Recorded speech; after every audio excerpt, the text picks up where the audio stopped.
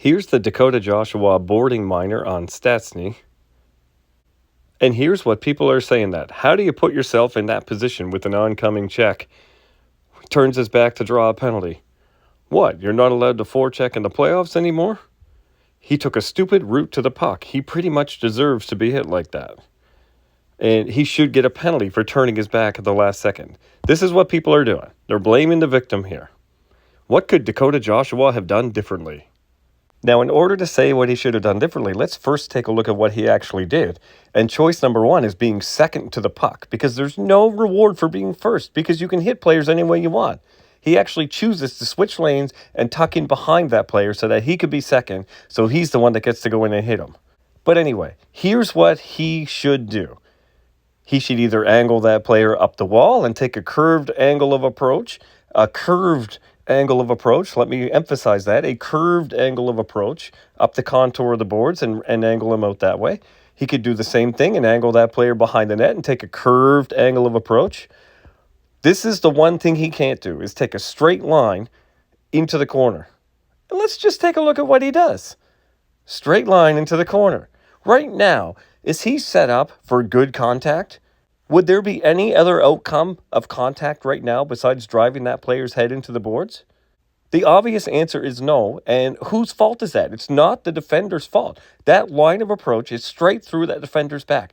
That defender could paste himself up against the glass with his arms up over his head and protect his face and do all the things he should do to protect himself, and it's still a bad hit because that player took a straight line of approach through the player's back.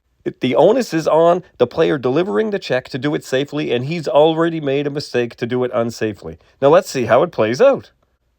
Shocker! Now let's look at this play from the point of view of the player going to get the puck, which is Stastney. He sees the player, Joshua, tucked behind him, so now he knows he's coming. So his job is to deceive that player. He needs to get the puck and make a play on the puck. That is his job. His job is not to avoid the puck, give up the puck completely, and just sacrifice himself to contact because it's that player's right to hit him no matter what. That's not how this works. His job is to make a play on that puck, which he does, and he's trying to deceive the oncoming player to make that player do the right thing. He doesn't want to reveal his route that he's going to take. Is he going to go up the boards? Is he going to go behind the net? The sooner he reveals that, the sooner Joshua can commit to that curved path of travel and close him off. So he's trying to be deceptive by going a little bit straighter to the puck and then curving at the last second.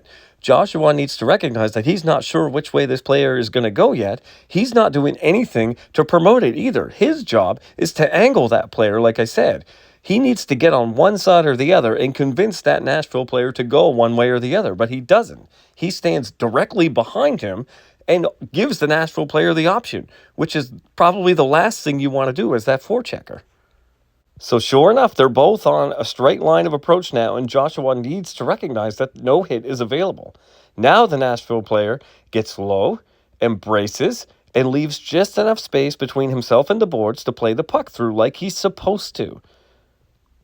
And then, at the very last second, he realizes that contact is coming, so he tries to slip out the back door. He sees Joshua is coming too straight, and he knows that Joshua's not allowed to turn towards him or it'll be a hit from behind.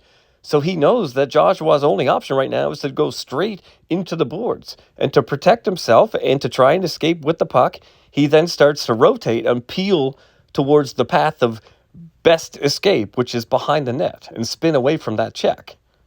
Joshua is committed to that straight line path of travel, so he does need to rotate his body. Right now it's going to be through the pack, so he does need to rotate his body to try and go left shoulder to Stastney's left shoulder, which is what he does. But instead of just rotating his body and staying on his predetermined trajectory, what he can't do is completely change his path of travel and veer around the corner with Stastney because it's too late. That's what he should have done originally.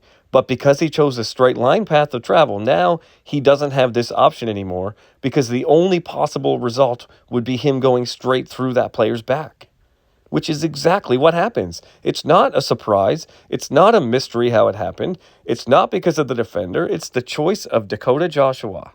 Played out in a proper fashion by both players. Dakota Joshua's left shoulder should hit the boards right about the place where Stastney's head is right now. And you look at where he's vertically above that O, the red O on the ice, the white O in the red square on the ice. That's where Dakota Joshua's left shoulder should impact the boards if he maintains his path of travel like he should, like he has to at this point, and commit to the spot he's already chosen to hit. And if Stastney plays his cards right, if he veers a little faster, he spins out of this check completely. Which, oddly enough, is exactly what happens to the right of this hit right after it happens. Look, there's Joshua pasting Stastney to the boards, and then look at the same scenario develop here. The Vancouver player commits to a spot on the boards and hits the spot on the boards, and the Nashville player is able to spin out and safely avoid contact. It's hilarious. That happens right after and right to the side. Nashville player turns his back, but nope, he is smart enough to realize he can spin out of that check. But what happens is Stastney does go out the back door, but Dakota Joshua veers way too far to the left, and he hits him at a completely different spot of the boards than his original path of travel was taking him. And that adjustment, this choice to make a tight turn to his right now and completely change his point of impact on the boards is what creates this dangerous contact. Look how far away the Nashville player is from where he originally was in front of the boards. He's way over to his left. His skates are hitting where that green G is on the boards. And he backs up a significant distance of ice in terms of how much time they had or how little time they had to create that space. And Joshua pins him at way over in between the two words on the boards. So he slides over from way over beside the G, the EG, to all the way over between the two boards. And yet still, Joshua pastes him to the boards.